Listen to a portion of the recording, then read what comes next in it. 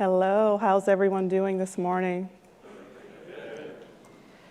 By show of hands, how many Java developers do I have? Okay, everybody wave and say hi to Duke. Okay, so now, say hi to Duke, everybody.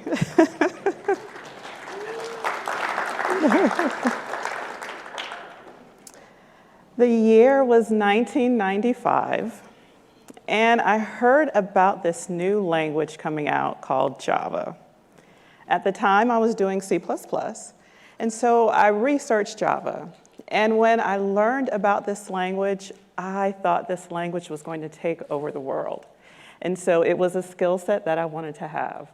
I left the company where I was working to go and learn Java, and I was right. To this day, Java is still one of the more popular programming languages, and I'm glad I made that transition early on in my career.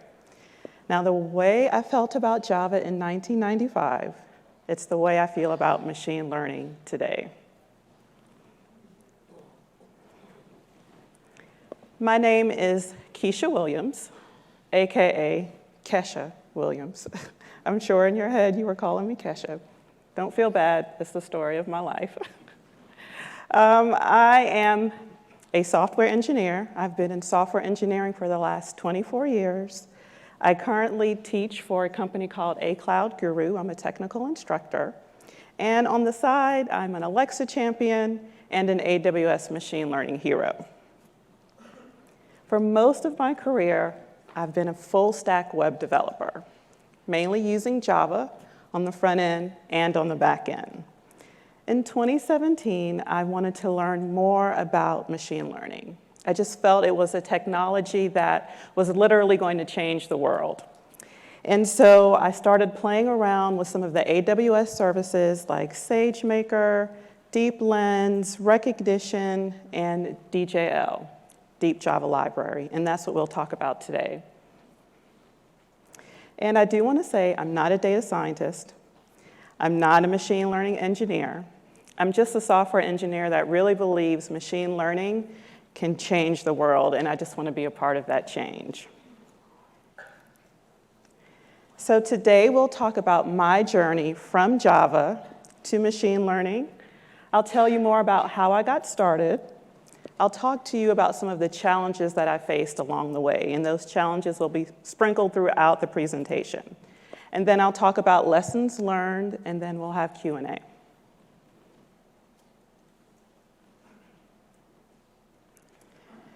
So let's talk about how I actually got started, coming from a Java developer background.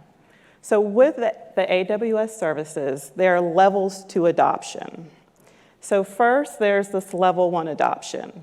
And this is where you simply call out from an existing system to some of the AI services to make your system smarter. And so that's how I started.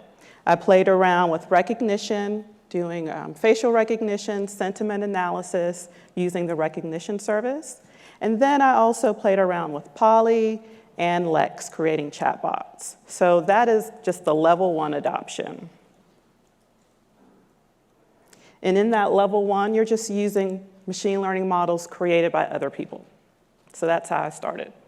And then I progressed to this level 2 adoption.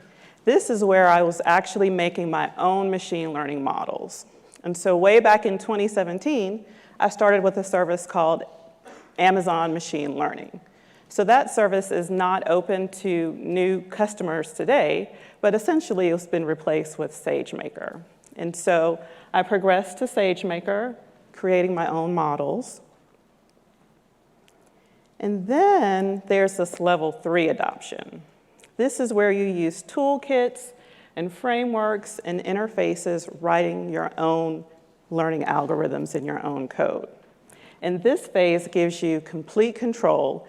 The other 2 phases, at some point, it abstracts away some of the technical details and what's really going on under the hood.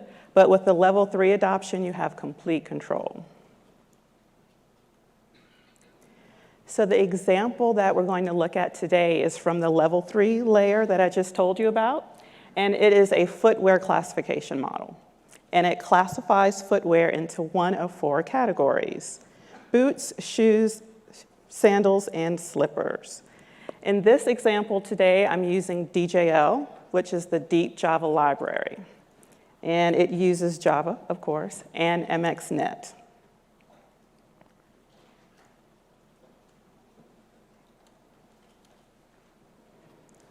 So when we think about this footwear classification model, how did I go about solving and tackling that problem? Let's first look at it from a traditional software development. This is something that most Java developers are used to. So from a footwear classification system, initially you'll have a user interacting with the data. So you're going to build a system that will allow the user to classify footwear. And so you'll have a user using the system, and you'd probably deliver that system using the Agile framework, delivering chunks of functionality over time. The users will probably have a snazzy GUI where they can drag and drop to classify the data. And behind the scenes, you're probably calling an API. When we think about this footwear classification problem from a machine learning perspective, this is very inefficient because a human is involved. And when you transition this to machine learning, the way that we build the system is totally different. So now let's talk about what I call machine learning model development. I don't know if that's the official term, but that's what I call it. And it's really different from traditional software development. So the first step, you have data. You have lots of data. And you really don't tell the machine what to do by explicitly programming it. You just give it this data, and typically you'll give it labeled data. So that's what I did with this footwear classification model. I told the machine, here, this is what a pair of boots looks like, here's sandals, here's slippers, and here's what we call shoes. And so that's the label data. And then within that process, when you feed that labeled data to the machine, it goes through this iterative training process. And you feed the data to what's called a learning algorithm. And so that learning algorithm finds trends and patterns in that data. And throughout that process, it's trying to optimize the process to deliver a well-performing model as quickly as possible. And so at the end of this training process, we have what's called this model. And I know I've been using that term a lot. So when we think about the footwear classification model, we'll have an image of a pair of shoes. We'll feed that to the model, and then the model can identify what it is. So in this case, a pair of slippers. So what is this model? I keep talking about the model. A model is nothing more than a mathematical representation of trends and patterns found in data. And the neat thing about this model is that it can be consulted. So it's like this all-knowing oracle. So you ask it a question like, what kind of shoe is this? And it gives you an answer based on what it's learned by studying your data. And that's really all the model is.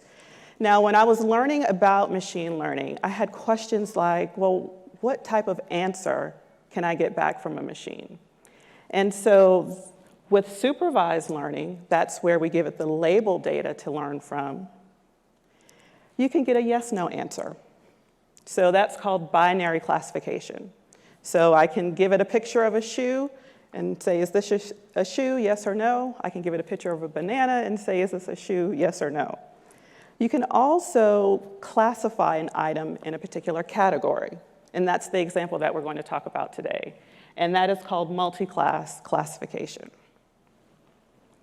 And then lastly, you can get a number back. That's called regression. So for example, answering a question like, what will the temperature be in Las Vegas tomorrow? Hopefully it'll be warm and no snow. So my first step in my journey here was to really understand the process to produce this model, because the model is really the most important part. Who's seen this machine learning lifecycle? So just like we have a software development lifecycle, there's this machine learning lifecycle, and it's a bit different. So it starts with the dark blue, getting the data.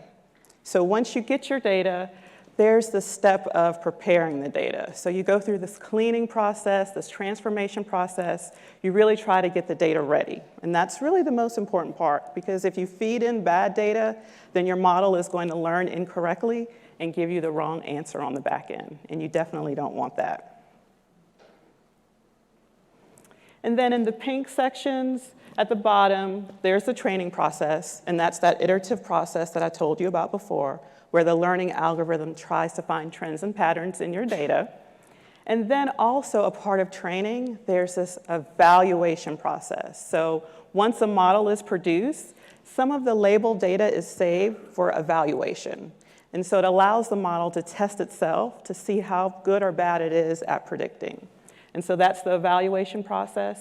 And then the last light blue process, that is really productionizing the model, deploying it, putting it somewhere where another system can actually consume it. And with this, data is the first step. So let's talk about the data. Data is the foundation of machine learning. And I've developed several models, and what I've learned, domain knowledge is very important. So let's take the footwear classification example. Let's say I was the developer, and I really didn't understand what a pair of shoes looked like. So what happens when, by mistake, there's a banana, a picture of a banana, that the machine learns now that bananas look like shoes and shoes look like bananas. So it's very important whenever you're working with any data set to really understand it. And then you'll go through this cleaning and formatting and preparing the data. And that just understanding and having that domain knowledge helps you be more effective at the cleaning and transformation. And then lastly, this last bullet point, checking for bias. I think this is something that a lot of people don't consider when they're working with machine learning. Nowadays, bias is a big topic because machine learning has really become more pervasive and it's impacting a lot of areas of our lives. And so as a developer, when you're working with machine learning and you're in charge of the data, it's just very important to make sure that it's bias-free.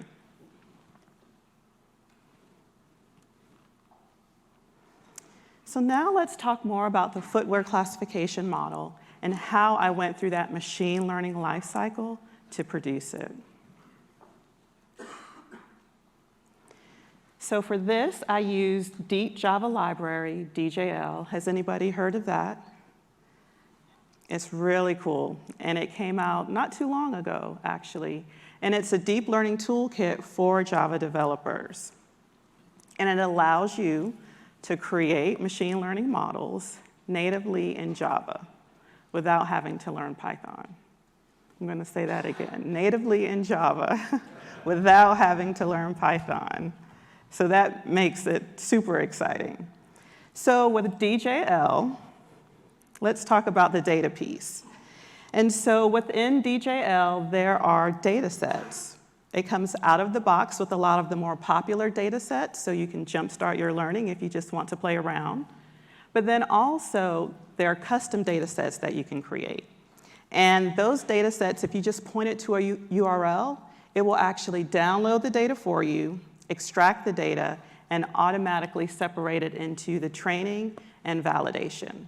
So it's super cool. And then also the way I used it, it can retrieve data from your local machine, so from a local folder. And then for the training piece of it, DJL is engine agnostic. And so for my example, I used MXNet. And they are engine agnostic. So essentially what that means, you can write your code once, and it will run on any engine. And so that's super cool because it stays true to what Java is all about, writing once and running anywhere. And in technical terms, it uses JNA, and so it calls the MXNet operations under the scenes. And it allows you to train locally on your machine, and that's what I did, or you can use a GPU, and it's very memory efficient. And you're able to easily set hyperparameters, and that's nothing more than configuration for a training job. And then it evaluates the model, and then it produces the model artifact. With DJL, you can load your model locally, or you can pull it from a model zoo, and I'll show you how to do that. And then, for making a prediction, that term is called inference. And with DJL, you can do a single inference or a batch inference. And my example is just a single, and I'll show you that. And then it comes with translators out of the box. So translators will do like pre and post processing on your data.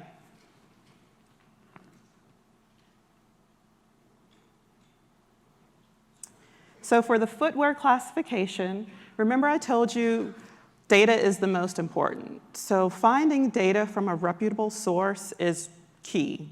So my images I pulled from a Zappos collection from the University of Texas, and it had about 50,000 images.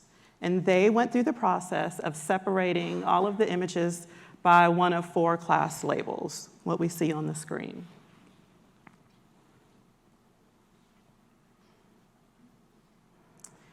And so the question that goes in is an image.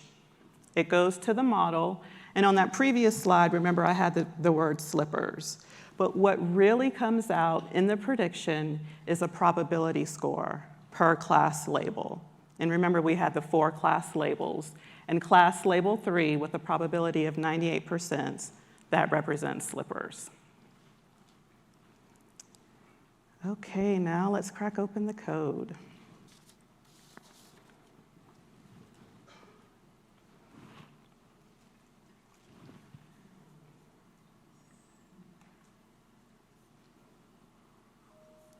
By show of hands, how many IntelliJ fans do I have? What about Eclipse? Yeah, IntelliJ wins. Okay. So remember I told you in this example, we're going to pull the data from my local computer. And so notice here I have 2 folders. I have a train folder and a validate folder. So again, the training, this is the data that the learning algorithm is going to study and try to find patterns in. And then for the validate data, during the training process, it's going to use this separate set of data to really test itself. And so it's very important to have your data split out. Typically, you'll take 80% of it for training and 20% of it for evaluation, because you don't want to test the model on the same data that it learned on. That's like cheating. So we don't want to cheat. So here in the train folder, notice I have 4 folders: boots, sandals, shoes, and slippers. And so I'll just show you some of the images for boots. So that's what the machine is going to learn from. And then under sandals, some of the images. Shoes. See some kid shoes in there. And slippers. And then the validate folder looks exactly the same way. Okay, so the first step is training. So this is where the machine tries to learn all about shoes. And one thing that I do want to note, remember on that slide I had that circle. So think of training as an iterative process, and it's going to produce multiple models that get evaluated based on what the machine learns. So when it learns something and it tests itself, it will adjust the model. And so at the end of the process, we should have a well-performing model. So each iteration is called an epoch, or my UK friends, an epoch. So let's look at this training class. So notice here, this training class extends abstract training. So abstract training basically holds a lot of the configuration parameters for that training job. That's called hyperparameters. And it also includes the epochs and metrics, and I'll talk to you about that. So the first step is to tell the machine the number of classification labels. So whenever we, on the back end, create a prediction, how many probability scores do we want back?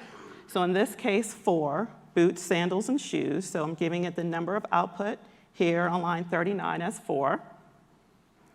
And then here on lines 42 and 43, I'm just setting the height and width of the image. And that's just making sure conformity, that what the machine learns from, all of the images are the same size. Here on line 46, I'm setting the batch size. So typically in the training process, it will look at batches. And this is just telling it how many images to sample or try to learn from before you adjust the model. And then here for epochs, I'm telling it, here on line 49, I'm telling it really how many iterations or complete passes to try to make over the data and learn. So in this case, I'm telling it 10. Here's the main function. It's the main entry point, which is going to eventually kick off this train method here. And so the first thing I'm doing, I'm pointing it to the training data. Remember, I showed you that folder on my local machine with all of the images. So I'm just pointing it to the train data here on line 58. And then on line 61, I'm pointing it to the validation data. Here on line 64, I'm telling it where to save the model. So at the end of the training process, I'll have this model artifact. And so I'm saving it under build logs. And then here on line 67, I'm giving it a name. So I'm calling it shoe classifier. On line 70, I'm actually creating the data set. And remember I told you with DJL, there are several flavors of data sets. And so this one is going to pull data from my local machine. And so at the end of this call, I will have all of the data loaded. And so I do that for the training data set here on line 70 and the validate data set here on line 73. So I'm setting the batch size, and then on line 78 and 79, I'm just telling the machine how many batches it will have to process. Pretty straightforward. Now let's talk about loss. So here, I'm setting the loss function. So whenever you hear the term loss in machine learning, just think errors or mistakes. And so the loss function will evaluate the model's prediction against the correct answer. And it will really tell it how good or bad it is, and it computes the level of error. And so whenever you see a higher number, that's bad, because that means it's more errors. And so lower numbers are good. And so the whole goal is to minimize errors. And the loss function will help you do that. And then on line 87, I'm using this get model method to actually get an empty model. And so this is the model that will eventually hold all of the trends and patterns found in the data. So let's quickly look at this get model method. The type of machine learning that we're going through today is called deep learning. So it's just a flavor of machine learning that uses a neural network. And just think of the neural network like how the brain works. That's how they describe it. And so you have neurons that fire and send information to another neuron. And so basically that's how deep learning works. In this case, I'm using ResNet 50 as the neural network. And the 50 means there are 50 layers. So just imagine you have data going in. It's flowing through these neurons, 50 layers, finding and learning until it spits out a prediction on the end. And so here on line 12, I'm just creating a new model instance. On line 16 through 22, I'm constructing the neural network. And then here on line 25, I'm setting it to the model. So at a very high level, that's deep learning. So let's go back to the training. And so here I have this empty model that's initialized. I have my neural network that I'll use for training ready. Then on line 89, I'm setting the hyperparameters. So in machine learning, hyperparameters are nothing more than training configuration parameters. So I'm able to configure this training job. So let's look at that configuration. Okay. So here, let's look at line 141. So I'm setting the initializer. So what is the initializer? This will initialize the weights for the neural network. So when we think about that, weights dictate how important the input values are. So we're dealing with images. So what would the input values be? So think about things like pixels, image boundaries, colors, etc. And so I'm setting the initializer. It's the Xavier initializer, which is pretty popular. And then on line 149 through 156, I'm setting the learning rate. So remember I told you that during training, it's like an iterative process, and we're going to produce multiple models. So the model is adjusted on each epoch, or each epoch. I just like saying epoch. The model is adjusted on each epoch. And this learning rate dictates how much to adjust that model. And then, of course, the weights are adjusted based on errors. And so that's the learning rate. And then finally, I'm setting the optimization technique.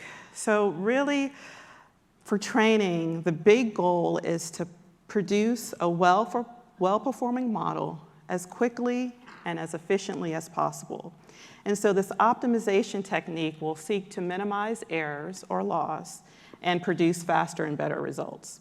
And so the optimization technique that I'm setting here is SGD, stochastic gradient descent. Okay, so now I've configured that training job.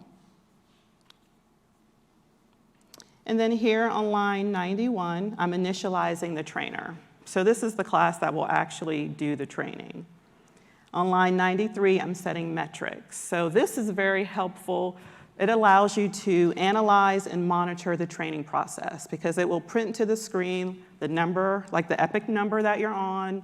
It will produce the accuracy for that current model, et cetera. So key performance indicators.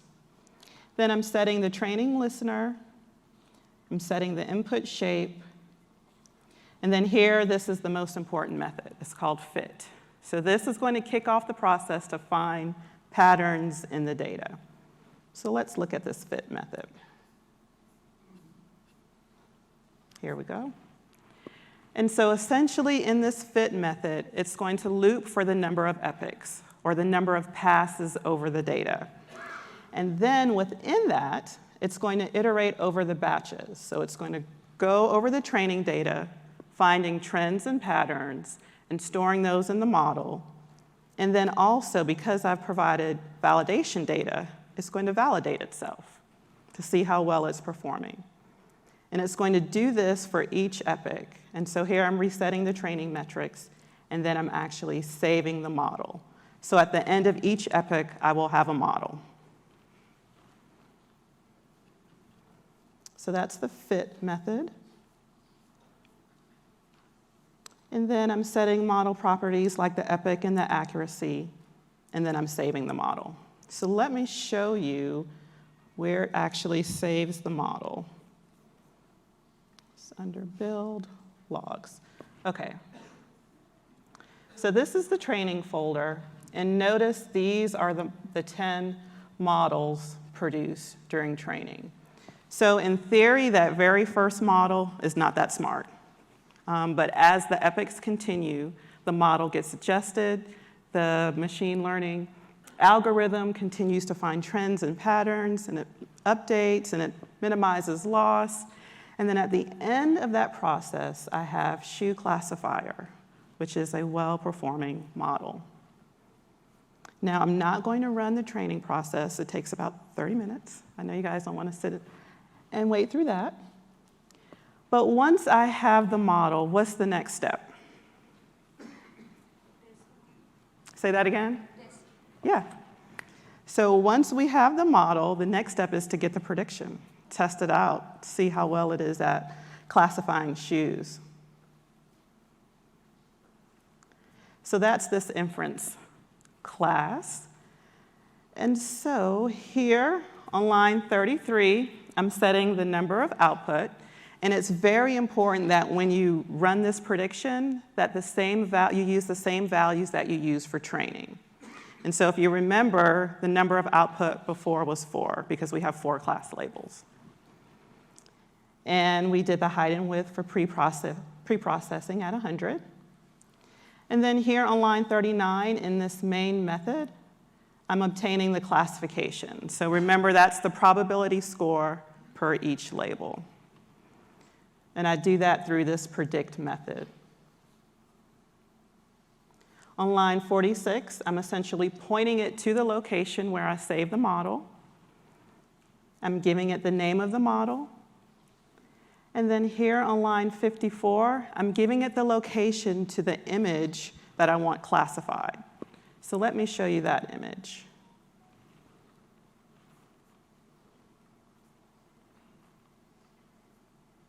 So the first image that I'm sending to the model is a pair of boots. Those are cute, I want those. Every time I see that picture. And then a pair of sandals, a pair of shoes, and a pair of slippers.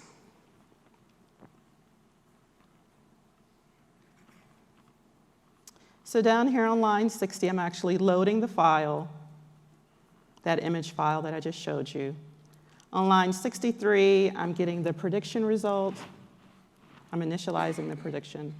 And then here, I'm calling the get model to get that empty model instance. And then I'm loading the model that I previously created here on line 67. And then I'm defining a translator. Remember I told you before that DJL comes with translators, and it's like pre and post processing. And then here, I'm getting the prediction result. So let's see. For boots, notice here at the bottom, it gave me back a probability score for class label 0, that's boots, of 99%. And now, let's run it for sandals.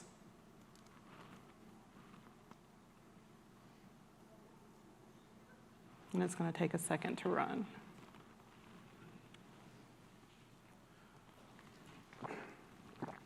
Okay. And for class label 1, that's sandals, the probability is 98%. Now let's run it for shoes.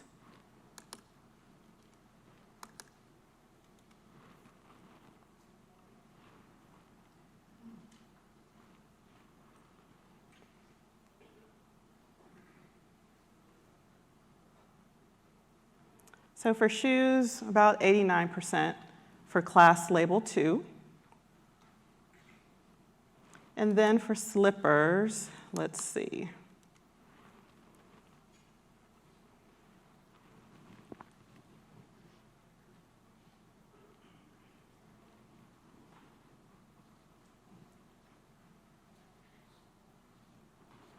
So for slippers, class label 3, it's only about 61% sure. It's thinking it could be sandals, because they are flat, so I can understand why the machine would think we're looking at sandals instead of slippers. Okay.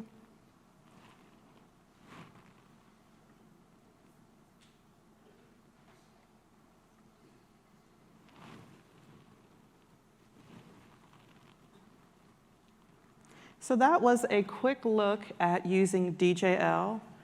Very easy, not a lot of lines of code, and it just abstracts away a lot of the complexities, and they the APIs they provide for high-level training and inference, super easy to use. So lessons learned along my machine learning journey. Initially, coming from a Java background, I thought that machine learning was something that was so complex that I would never be able to understand it, that I needed to have a PhD or be a research person working in a lab in order to fully understand and even utilize machine learning on a day-to-day basis. But with AWS, it becomes very approachable. And remember, I mentioned the different levels to adoption. So you can start at a very high level, really learn the basics, and when you're ready, you can go deeper. And so AWS makes it very approachable. During my journey, I used Amazon Machine Learning, I used SageMaker, and I used DJL. So if you're coming from a Java background, I would recommend starting with DJL. You saw the code and how easy it is to actually train a model. And for me, I started with SageMaker because DJL wasn't around back then, and I had to learn Python. And to this day, I still try to put semicolons on the end of my Python code. I love semicolons. Now, before you get started with DJL or machine learning, make sure you understand the machine learning lifecycle and a lot of the common terms. So like, what's an optimization technique? What's a model? What's the learning rate? What is training? Because once you understand that foundation, then you can take that knowledge and transition it to SageMaker, transition it to DJL. It's just like learning a new programming language. Once you understand the foundation of what is a variable, why do I need a loop, what's a decision statement, you can take that knowledge and really transition it to any language. And just remember to leave off the semicolons when you go to Python.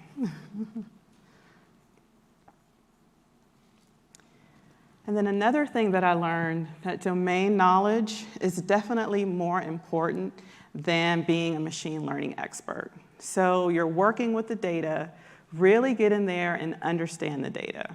And in some cases, when you're generating machine learning models, you'll have to do a lot of cleaning, preparation, and transforming that data to put it in a format that a machine can actually learn from. DJL, under the hood, does a lot of that pre-processing for you, but that's also very important, just having that domain knowledge.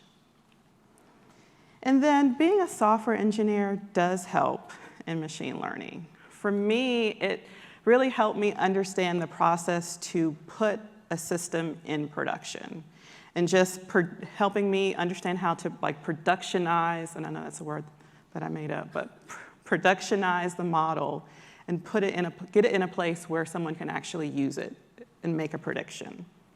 So software engineering does help. So when you think about your machine learning journey, what's next for you? What is your journey? So there are different levels. You can start by playing around with some of the AI services, incorporating those API calls in your existing systems, making your existing systems smarter. If you are a Java developer, I would recommend starting at the level 2 adoption, just building your own models through a system maybe like SageMaker, and then transitioning to that level 3 where you have complete control and you're writing your own custom code. But it is something that you can do coming from a Java background. With AWS, there are so many different levels and layers of adoption. It's easy for you to get started. And so for a practical pathway, start with the machine learning lifecycle and terminology and understanding that. Oops. And then, like I said, start with the level 2 adoption. So research supervised learning, it's really the most simple form of machine learning, and use binary classification, that's getting that yes/no answer back, or multi-class classification, that's one of many. So that was the footwear classification that I showed you. So start there, and then identify your first use case. Find something that's fun. Find data that you want to work with. You know, for me, that's my motivation. It has to be something that I enjoy doing late at night once everybody's asleep. So pick something fun, and then find the data. And so there are many places where you can find machine learning data sets to play around with. There's Kaggle and the UCI Machine Learning Repository. And then train your model using DJL, and then blog about your experience. So share your lessons learned with others. Definitely going from Java to machine learning is a journey. And so any knowledge that you gain, that you share with others, will help them on their journey as well. Here I've provided links to the full code for the footwear classification model. That's the Java code. And then there's a link to an article that really goes into more detail than I did today about the code and how it works and where I got my data from and everything that I needed to do with the data. And then the last link is the Java doc for DJL. And I'll leave that up. And now we have about 15 minutes for questions.